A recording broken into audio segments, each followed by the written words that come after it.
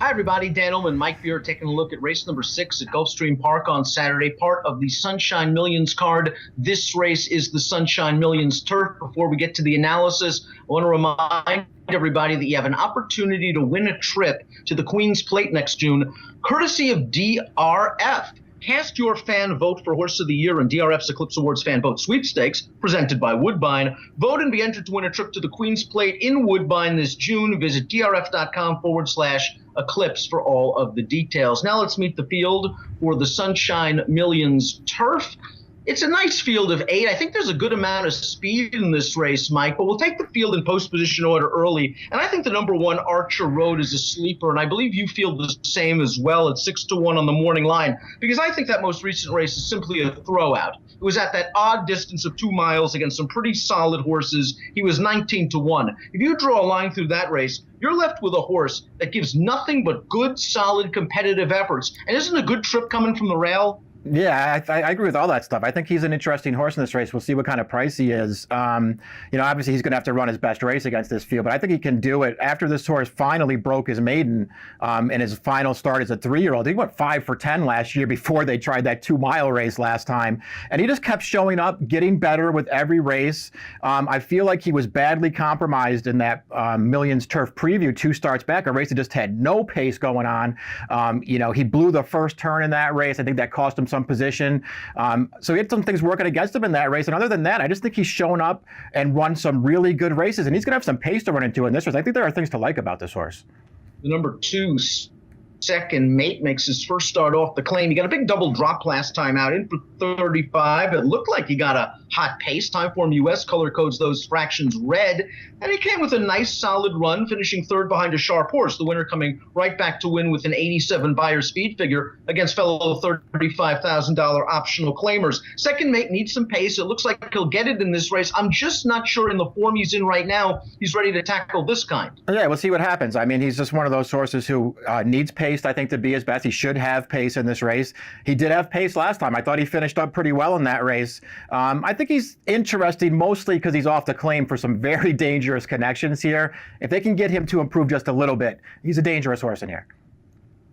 The deserving favorite in this race is the number 3, Big Changes, shipping in from the fairgrounds for trainer Brad Cox, dropping precipitously in class. Who knew that Great Wide Open, who's a true senior citizen of the game, would be in the form he's in right now? From the Shadwell Turf Mile on, he's been kind of a killer for trainer Connor Murphy. He made the lead last time out, dropped the anchor, and Big Changes just couldn't get to him. Big Changes, though, is raced 2 back against the solid graded type Mr. Misunderstood. Puts him in the mix, and I think he can sit off the speeds. Yeah, I agree with all that stuff. I mean, he is a horse who wants to be forward, but he doesn't necessarily need the lead to be effective. To me, he's just way the horse to beat in this spot, Dan. He's kind of the new face, I think, that you want in a race like this for a very good trainer. There's just a lot of things to like about him. He'll be a short price, but he's way the horse to beat. And here's the Brad Cox formulator fact. He usually has good ones. Past 3 years, older turf routers in restricted stakes, you've got 35% wins and a 2.5 ROI. The 4, Driven by Thunder, is expected to be one of the speeds in this race for Todd Pletcher, second off the Todd Reclaim. And he had to go fast last time out in the Claiming Crown, and he paid the price. That's been a fairly live race. The winner coming back to score with a 90 buyer, the runner-up coming back to finish second with 88, and then running second in the graded race last week at Gulfstream, the Tropical Turf, with a 91. I'm just not sure he gets away with an easy pace situation here. Yeah, I feel the same way about this horse. I mean, he's run some good races in the past, but he's mostly been effective when he's able to control the action on the front end. He's not going to be able to do that here. It doesn't seem like. It's interesting that he ran, as well as he did last time. That's the second time Pletcher or Napoli claimed this horse back, so they like him. I just think this is a tough spot for him.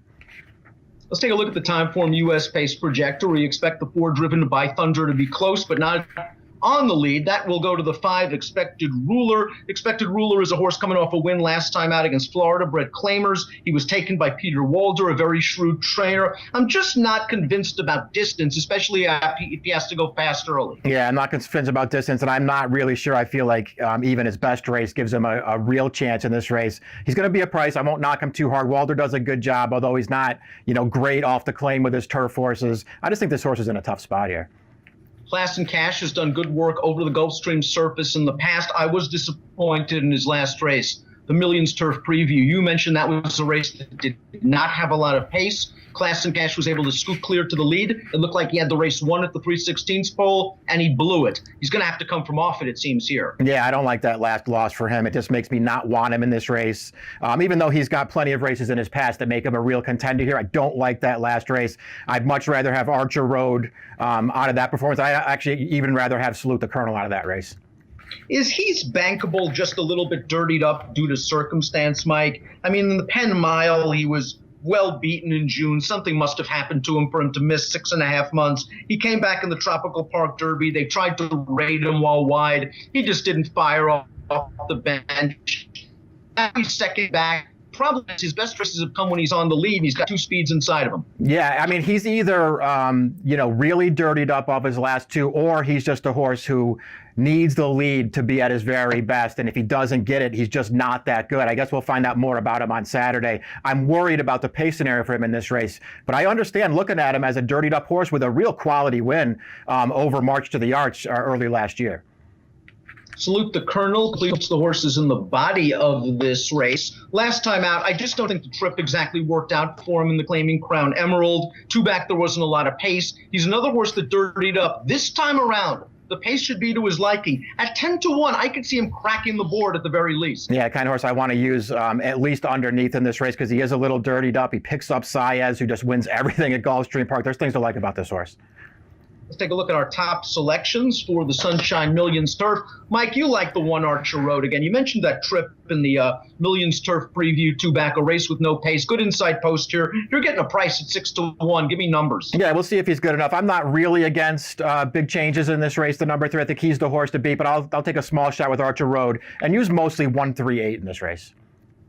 Not a ton of value on big changes. I just think this big class drop is what he's been waiting for. And I think he can sit off 2 or 3 speeds and come with a run. I'll go with big changes. 3-6 for me in the Sunshine Millions Turf. Remember that contest we have at DRF.com right now. Cast your vote for Horse of the Year in DRF's Eclipse Awards Fan Vote Sweepstakes presented by Woodbine. Vote and be entered to win a trip to the Queen's Plate at Woodbine this June. Visit DRF.com/Eclipse. Today, an approximate post time for the Sunshine Millions Turf, race number 6 at Gulfstream on Saturday, 2:15 Eastern. Best of luck.